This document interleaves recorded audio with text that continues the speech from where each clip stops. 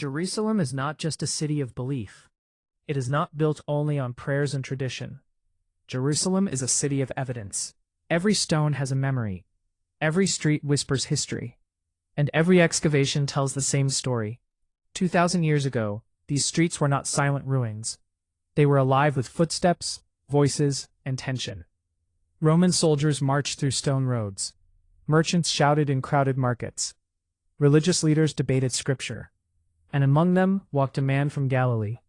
Not a king in royal robes, not a general with an army, but a teacher, a healer, a carpenter's son. His name was Jesus. Jesus did not live in myth or legend. He lived in history. Roman historians recorded him. One of the most respected Roman writers, Tacitus, wrote that Jesus was executed under the rule of Pontius Pilate during the reign of Emperor Tiberius. Tacitus was not a Christian. He had no reason to support Christian belief.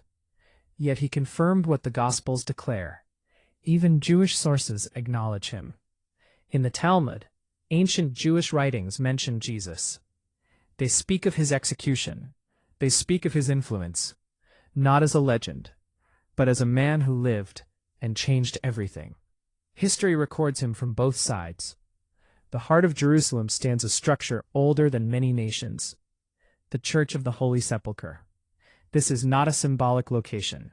This is not tradition alone. It marks the place where Jesus was crucified, Jesus was buried, and where the tomb was found empty. Millions have walked here, but archaeology confirms what faith proclaims. This place aligns with ancient execution sites outside the city walls of Jesus' time. Romans were experts in execution. They did not make mistakes. Jesus was beaten. He was nailed to a cross. He was pierced by a spear. A Roman seal guarded the tomb. Roman soldiers stood watch. Yet on the third day, the stone was rolled away. The tomb was empty, and no body was ever produced. For centuries, skeptics doubted Pontius Pilate's existence, until archaeology spoke. The Pilate stone, discovered in Caesarea, bears the inscription of the Roman governor, Pontius Pilate, the same man named in the Gospels, the same man who sentenced Jesus to death. Faith did not invent him. History confirmed him. Hidden for nearly 2,000 years, the Dead Sea Scrolls were discovered in caves near the Dead Sea. These ancient manuscripts contain Old Testament scriptures, written centuries before Jesus was born.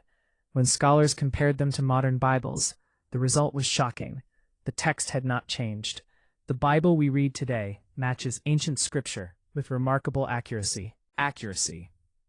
Prophecies written centuries earlier describing the Messiah, his suffering, his death, and Jesus fulfilled them. Jerusalem continues to reveal its secrets.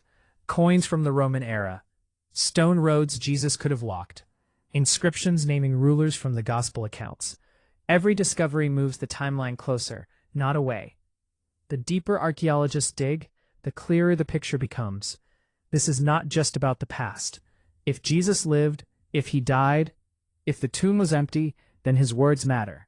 Love your enemies. Forgive. Do not fear. I am the way, the truth, and the life. Jerusalem does not demand blind faith. It offers evidence. Jerusalem has been destroyed, rebuilt, conquered, restored. Yet the testimony remains. Empires rose and fell, but the story of Jesus endures. Myth. Not because of force, but because history could not erase him. Jerusalem is not just a holy city. It is a witness written in stone, in scrolls, in inscriptions, in an empty tomb. Faith and history stand together here. Like, comment, share, and subscribe my YouTube channel.